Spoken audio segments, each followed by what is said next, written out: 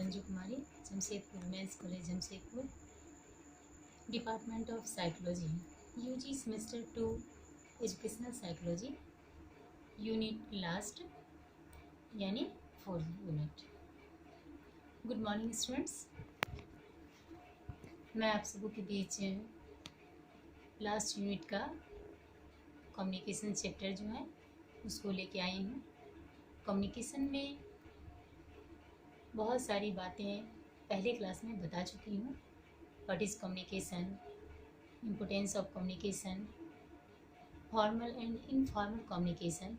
आज मैं आप सबों के बीच इफ़ेक्टिव कम्युनिकेशन चैप्टर को लेके आई हूँ। ऐसे स्टूडेंट आपके सिलेबस में इफ़ेक्टिव ऑफ कम्युनिकेशन क्लियर करके नहीं पूछा है, बट आपको पता नहीं है कि एग्जामिनेशन में क्या पूछेगा। ओनली फॉर कम्युनिकेशन दिया हो, इसीलिए हम लोगों को कम्युनिकेशन के अंतर्गत जितनी बातें हैं सब वो चीज़ों को जानना आवश्यक है। नॉर्मली तो आप जान चुके हैं कम्युनिकेशन क्या है। दो या दो से अधिक व्यक्तियों के आपस की बातचीत को, अपनी भावनाओं को जो शेयर करते हैं, बहुत सारी सूचनाओं का आदान प्रदान करते हैं, उसे कम्युनिकेशन कहते हैं। स्टूडेंट्स, अब हम अपने टॉपिक पे इफेक्टिव ऑफ कम्युनिकेशन पे आते हैं। अब हम जानेंगे इफेक्टिव कम्युनिकेशन क्या है, या इफेक्टिव कम्युनिकेशन स्किल भी इसे कहते हैं। इफेक्टिव कम्युनिकेशन से हम ये समझते हैं कि किसी भी इंसान अपनी सफलता को उस राह पर चल देते हैं जहां पहुंचना प्रत्येक इंसान का सपना होता है।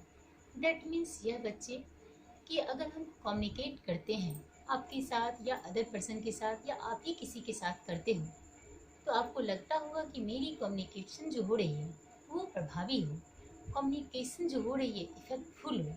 इफेक्टफुल दैट मीन्स यह कि मेरी जो सपना है इफेक्टफुल होना, वो होने के प्रयास हम लोग करते हैं। इसके लिए हम लोग क्या करते हैं, पहले तो हम जाने इफेक्टिव ऑफ कम्युनिकेशन क्या है, थोड़ी सी और जाने। दो या दो से अधिक लोगों को कम्युनिकेशन करते हैं, इसके अंतर्गत हम इफेक्टिव और इम्प्रेसिव बातों को रखते हैं, लोग इम्प्रेस्ड होते हैं, तो उसको इफेक्टिव कम्युनिकेशन कहते हैं। इसी शाब्दिक अर्थ में फिर से जाने, इफेक्टिव कम्युनिकेशन वह है जो आपस में बात करने वाले दो या दो से अधिक व्यक्ति अपने विचारों को, अनुभवों को इफेक्टिव और इम्प्रेसिव तरीकों से रखते हैं। किसके अंतर्गत, मतलब जो सामने वाले जो व्यक्ति सुनते हैं उनके अंतर्गत। इफेक्टिव कम्युनिकेशन के लिए बहुत सारी बिंदु हैं जिन पे हम फोकस करेंगे। इफेक्टिव कम्युनिकेशन होने के लिए हम जिन व्यक्तियों के बीच बात करते हैं, तो हमें ऐसा होने चाहिए बच्चों, उन लोगों के, सामने वाले व्यक्तियों की बात सुनने के समय ध्यान से बातें सुने, इंटरेस्ट जगा के बातें सुने। अगर हम ध्यान से सुनेंगे, ऑटोमेटिक बहुत सारी क्वेश्चंस राइज होगी कि मुझे क्या पूछना है, तो उससे इंटरेस्ट पैदा होगी और हम अच्छी तरह से समझ लेंगे तो इंटरेस्टेड हो, और उसके बाद हम उसे समझें। उसके बाद हमें जो भी कुछ पूछना है तब जाके क्वेश्चन करेंगे, तो ये प्रभावी संचार, दैट मीन्स इफेक्टिव कम्युनिकेशन कहलाता है। सेकेंड बिंदु ये है बच्चे, अगर हम दो व्यक्ति या दो से अधिक व्यक्ति बातें करते हैं तो बीच बीच में क्वेश्चन राइज ना करें जब तक कि उनकी कंप्लीट सेंटेंस नहीं होती है, बातें पूरी नहीं होती है। क्योंकि बीच बीच में क्वेश्चन करने का मतलब ये है कि जो व्यक्ति आपको सुनाना चाह रहे हैं, कुछ बातें बोलने चाह रहे हैं, वो फुलफिल नहीं हो पाएंगे, उनको भी out of range, out of mind हो जाएगा, तो इफेक्टिव कम्युनिकेशन नहीं हो पाएगा। और आप भी, मतलब जो उनका सुन रहे हैं वो भी अच्छे तरीके सुन नहीं पाएंगे, छोटे छोटे क्वेश्चन राइज करेंगे, तो इसके कंप्लीट होने के बाद पूछने से मतलब प्रभावी संचार होगा, मतलब जो मीनिंग है क्वेश्चन करने वाले को वो मीनिंगफुल हो पाएगी। जब मीनिंगफुल टॉक होती है तो उसे भी हम प्रभावी संचार के अंतर्गत रखते हैं। थर्ड बिंदु बच्चे ये है कि जिस तरह की बातें हो रही है, यानी कम्युनिकेट हम लोग कर रहे हैं दो आदमियों के बीच, तो हमें वैसी बॉडी लैंग्वेज भी होनी चाहिए। हमारे हाथ के style, hand style, body fitness, body construction, वैसा पोजीशन होना चाहिए ताकि लगे कि उस टाइप की बातें हो रही हैं। कम्युनिकेशन के वक्त कभी सैड कभी हैप्पीनेस, सारे ढंग के टॉक होते हैं। अगर सैड वक्त हम मुस्कुरा के बात करते हैं तो हमारे कम्युनिकेशन प्रभावी नहीं होगी, संचार हमारा प्रभावी नहीं होगा। इसलिए अगर कोई सैड बातें सुना रहे हैं, कम्युनिकेट कर रहे हैं, उस समय हमारे बॉडी पोस्चर भी उस तरह से होना चाहिए कि हाँ, हमें वैसा फीलिंग्स है, वैसी बातें हम सुन रहे हैं, वैसी बातें समझ रहे हैं। अगर मुझे कोई हैप्पीनेस बातें सुना रही है तो हमारे फेस पे मुस्कुराहट होनी चाहिए, बॉडी पोस्चर उस तरह से होनी चाहिए कि हमें कुछ खुशी सुन रहे हैं। खुशी सुनने से हमारे बॉडी में अलग सी फीलिंग्स होती है, हमारे दिल में अलग सी फीलिंग्स होती है, तो बॉडी लैंग्वेज ऐसे ही चेंज हो जाते हैं। और बच्चे, इसके अंतर्गत इफेक्टिव कम्युनिकेशन के अंतर्गत मुख्य बातें यह हैं कि आप कभी बात सुन रहे हैं या किसी से सुना रहे हैं। अगर सुना रहे हैं तो उस आवाज़ में, वॉइस में क्लियर होना चाहिए।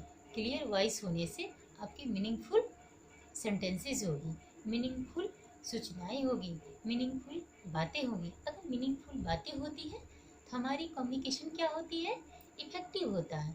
हमारी संचार क्या होती है, प्रभावशील होती है। तो हमारे प्रभावशील के लिए बच्चे ये सारी बातों को ध्यान रखना होगा। सबसे बड़ी बात ये है बच्चे कि हमारी कम्युनिकेशन के समय आत्मविश्वास भरपूर मात्रा में होना चाहिए। बोलने वाले हो या सुनने वाले हो, दोनों में कॉन्फिडेंस होनी चाहिए।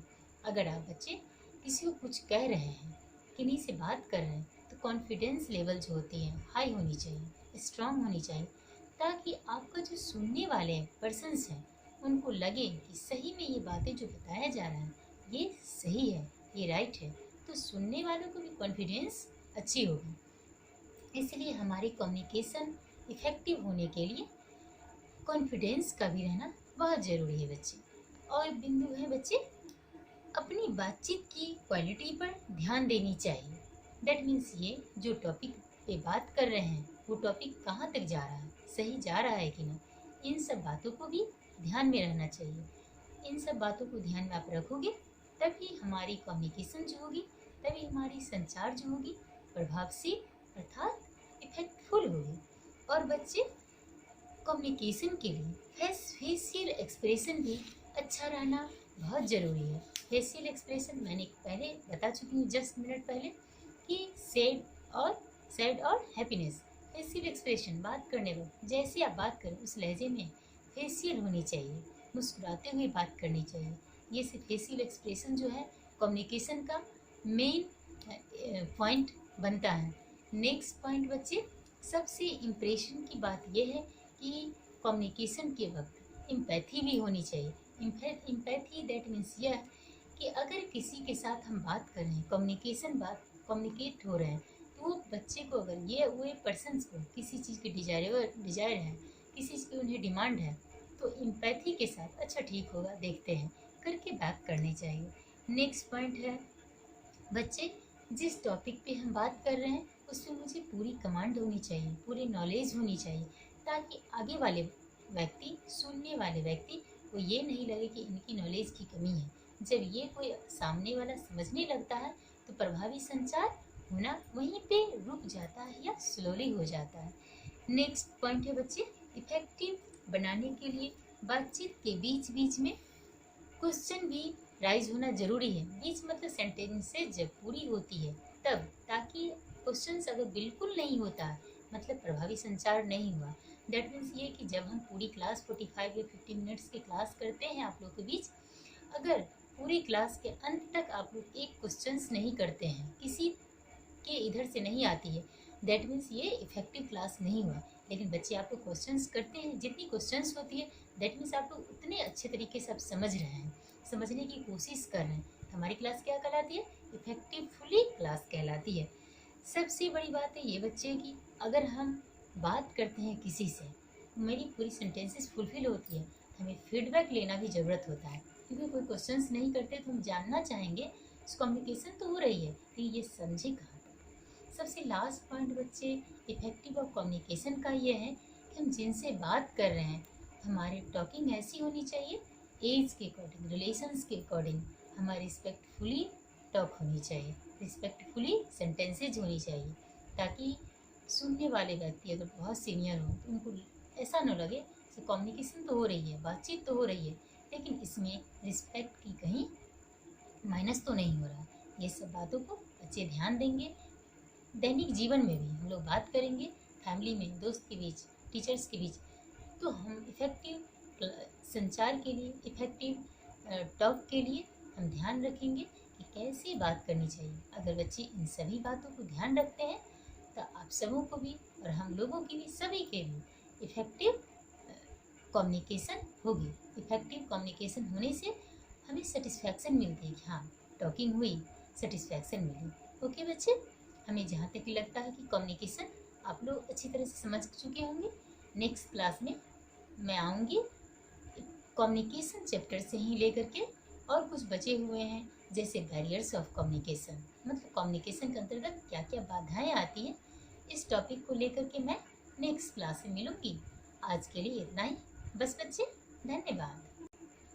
और बच्चे, मैं एक चीज़ और बताना चाहूँगी कि अगर इसी effective question, effective of communication से एग्जामिनेशन में पूछ सकता है, सो इफ़ेक्टिव कम्युनिकेशन के लिए किन किन बातों का रहना ज़रूरी है या किन किन मुख्य बातें होनी चाहिए, हमें क्या करेंगे, जितने भी पॉइंट्स बताएं इन सभी पॉइंट्स को बताना होगा। लेकिन ध्यान रखिएगा, जब पूछेगा इफ़ेक्टिव ऑफ कम्युनिकेशन क्या है, तो हम पहले कम्युनिकेशन देंगे, उसका इंट्रोडक्शन देंगे कि कम्युनिकेशन क्या है, उसके बारे में फिर हम आएंगे इफ़ेक्टिव ऑफ कम्युनिकेशन क्या है, उसको लिखेंगे।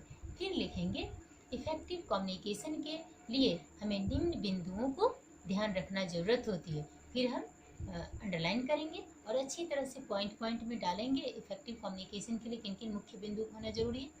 उसके बाद बच्चे निष्कर्ष, दैट मीन्स कंक्लूजन देना ना भूलें, क्योंकि मैं शुरू से बताते आ रही हूँ कि कंक्लूजन पर जो है 1 या 2 मार्क्स अलग से मिलती है। अगर आप लोग अच्छा सा आंसर कर भी लेते हैं, कंक्लूजन नहीं देते हैं, 1 या 2 मार्क्स माइनस होता है। अगर आप लोग अच्छा से लिखते हुए कंक्लूजन लास्ट में देते हैं तो टीचर ये समझते हैं, अगर एक एक लाइन नहीं भी पढ़ते हैं, अगर ऊपर से शॉर्ट में भी पढ़ लेते हैं, फिर कंक्लूजन पढ़ने के बाद वो समझते हैं कि बच्चे कम्युनिकेशन से या इफेक्टिव ऑफ कम्युनिकेशन या फिर अदरवाइज जो भी क्वेश्चंस हैं, सारे से उनका कॉन्सेप्ट क्लियर है।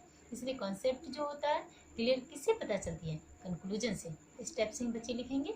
ओके, धन्यवाद।